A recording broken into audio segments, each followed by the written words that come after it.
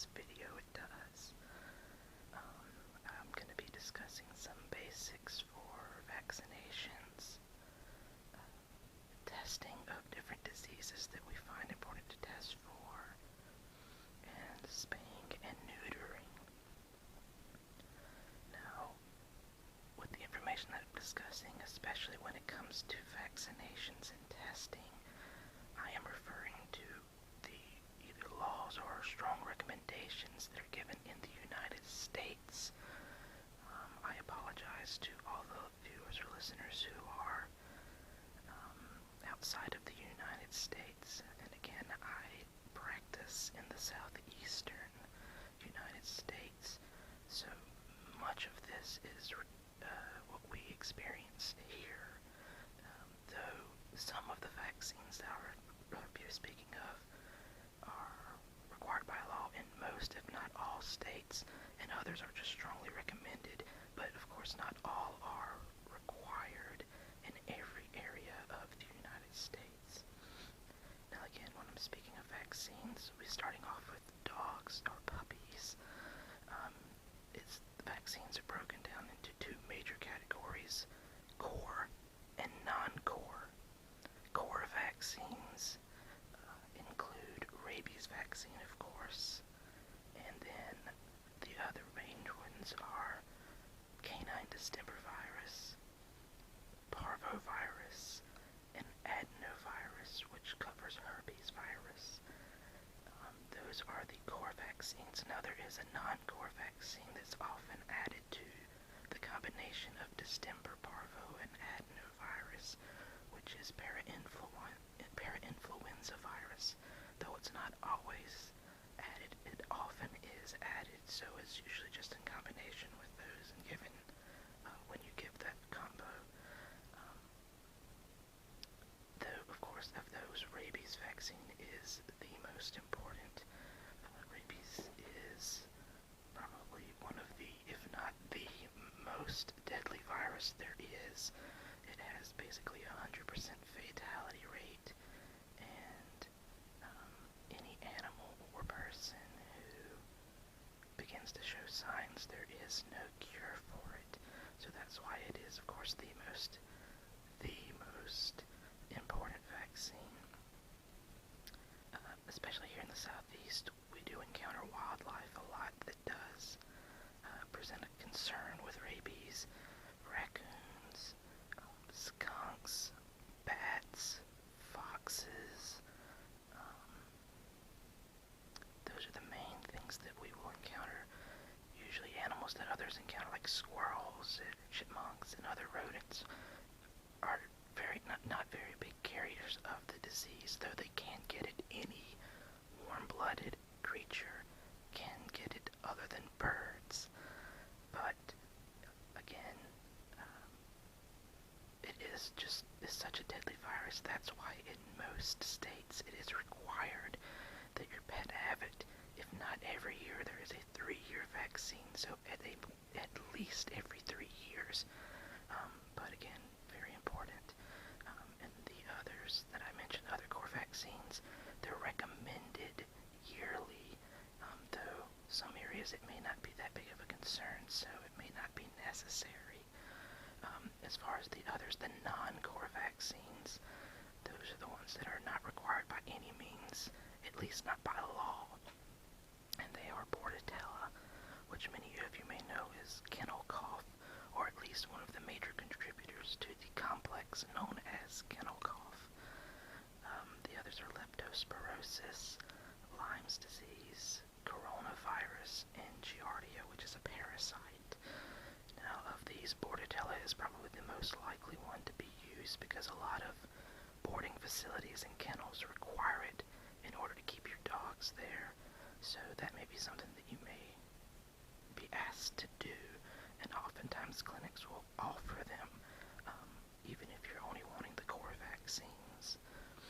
Now, when it comes to giving vaccines, especially to puppies, it's very important to give them at the proper time.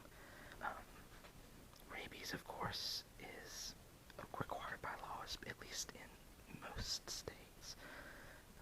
But when it comes comes to the distemper parvo vaccines, we recommend starting the puppies at about 6 weeks of age to get their first vaccine. Then we follow every 3 weeks, so 6 weeks, 9 weeks, and 12 weeks, and then either 15 or 16 weeks of age. So that's a series of anywhere from 3 to 4 vaccines. At least for the distemper parvo, we see parvovirus an awful lot in the southeast, and it's just a big concern. Now when it comes to the 6-week vaccine, that is not required. It's just a recommendation, especially in many places where parvo and other viruses are endemic. Now, the 15 to 16 week vaccine, the booster that you give at that point, that is by far the most important one. That's about the time that the maternal antibodies wear off, and the puppies are the most susceptible to developing the disease. So that's very important that you give those. And the rabies vaccine, that can be given anywhere from 12 to 16 weeks. But again, 15 to 16 weeks of age is a very important time, so it might be best to do the vaccine at that point. And then, of course, after that, the vaccine can be given yearly, and with rabies can often be given a 3-year vaccination as well. Now, I'm not going to discuss when you need to give the other vaccines, but if you have any questions, I might be able to give that information to you. Now, when it comes to cats and kittens, their core vaccines, they have, of course, again, rabies vaccine, and then they do a combination vaccine for cats as well. The panleukopenia, rhinotracheitis, and calicivirus vaccine. Panleukopenia is similar, or is the feline version of parvo, and it can be pretty devastating, but these vaccines are very, very effective, so again, they're very important to get them at the proper times. So those 4 are core vaccines for kittens, and then the non-core come in as feline FELV, which is feline leukemia virus, and chlamydophila, which is the animal version of chlamydia, feline infectious peritonitis, bordetella again, giardia, and feline immunodeficiency virus, or FIV. Now when it comes to the FELV, or feline leukemia virus vaccine, it is another one that is strongly recommended, though it's not a core vaccine. It's important, especially for any cat that goes outdoor or lives outdoor, that they should have this vaccine. It is just strongly recommended. Now, the others, again, depending on where you live, they may or may not be used very commonly. One of the ones that is often not recommended to give for one reason or another is the FIV vaccine. And the reason that one isn't is because any cat that is given that vaccine will most likely show up as a positive animal if they are ever tested for the vaccine in the future. So it's important to, if you know your pet has ever been vaccinated for FIV, that you strongly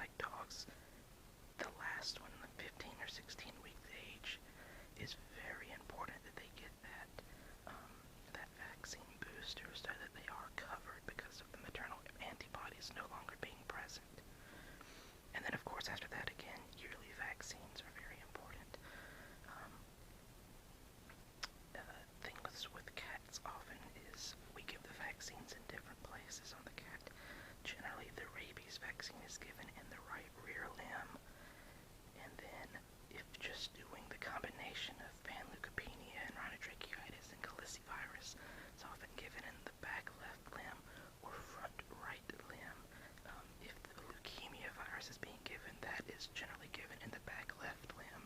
So the other combination vaccine is given in the front right limb. So I know this is a lot of information, but a lot of this is very important. It's extremely important to vaccinate your pets. Now the next topic I wanted to discuss was testing.